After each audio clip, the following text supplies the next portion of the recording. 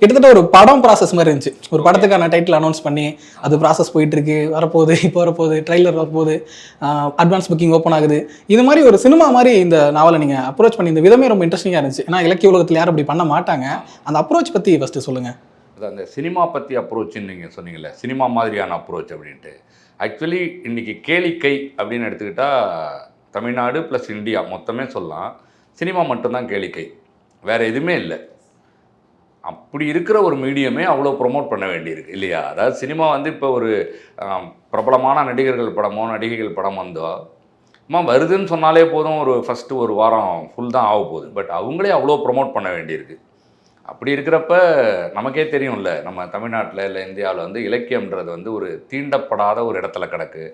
இல்லைன்னா எப்படி சொல்லலாம், யாரும் கேட்டு கேள்வியே இல்லாமல் அப்படி இருக்கா இல்லையா அப்படின்னே பல பேருக்கு தெரியாத ஒரு இடத்துல ஒரு ரகசிய செயல்பாடு மாதிரி ஒரு 5000 10,000 பேர் மட்டும் அதுக்குள்ளே 1008 பாலிடிக்ஸ் படிக்கிற இடமா இருக்கிறப்ப அதை விரிவுபடுத்த வேண்டிய ஒரு சூழல் இருக்குதுன்னு நான் பார்க்குறேன்.